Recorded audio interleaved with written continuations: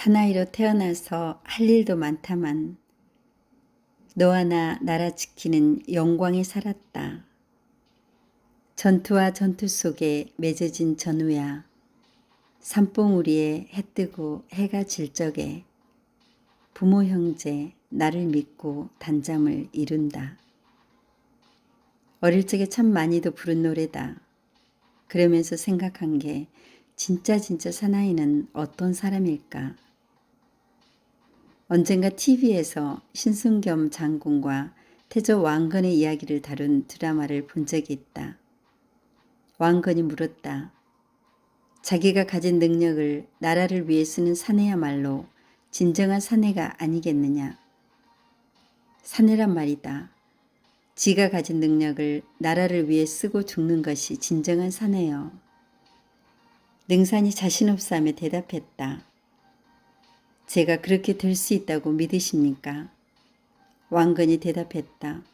물론이다. 난 네가 고려 최고의 사내가 될 거라고 믿는다. 따르겠습니다. 그 사내가 되는 길. 신승겸, 그의 본명은 능산. 왕건 대신 왕의 옷을 입고 장렬하게 죽은 진짜 사내 신승겸.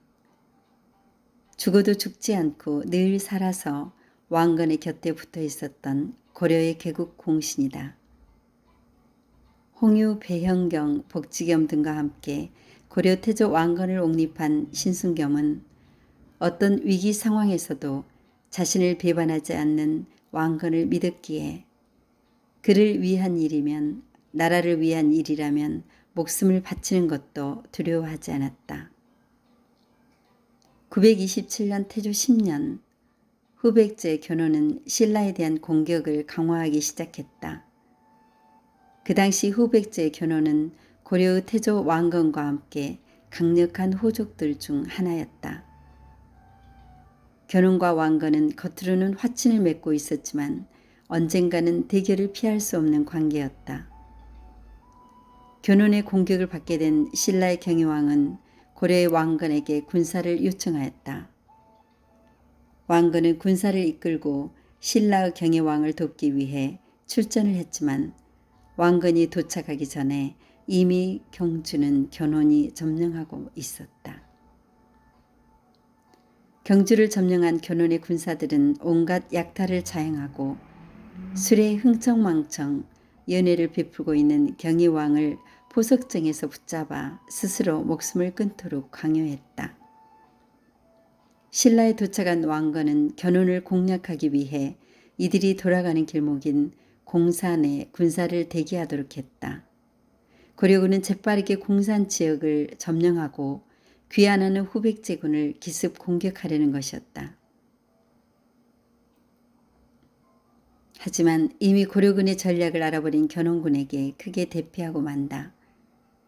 이 전투에서 신승겸은 목숨을 잃는데 왕건이 견훤의 매복에 걸려 수많은 군사를 잃고 쫓기는 신세가 되었다. 왕건을 찾으려는 견훤의 군사들 소리가 하늘을 찌르고 왕건은 죽을 수밖에 없는 상황. 이때 신승겸이 나섰다. 그리고 왕건의 옷을 벗기고 지금부터 고려왕이 될 것입니다. 라고 말한다.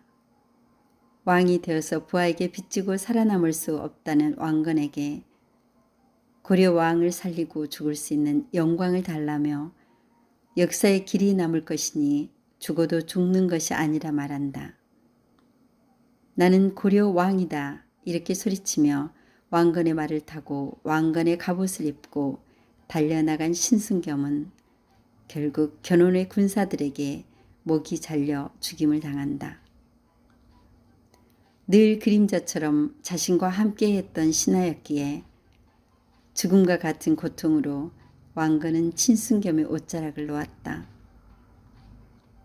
신승겸의 목은 그의 애마가 물고 고향인 곡성까지 와서 놔두고 쓰러져 죽었는데 그의 목을 스님들이 수습을 해서 무덤을 만들고 애마도 정성껏 묻어주었다고 한다. 고향이 곡성인 신승겸 장군은 원래 본명이 능산인데 신씨로 바뀐 사연이 있다. 활을 잘 쏘는 능산에게 왕건이 날아가는 세 번째 기러기를 쏘라고 했는데 놀랍게도 세 번째 기러기를 쏘아 떨어뜨렸다고 한다. 거기가 황해도 평산이었다.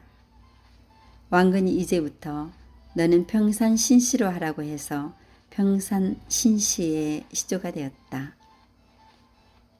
신승겸 장군은 강원도 춘천에 묻혀 있는데 무덤이 3개가 있다.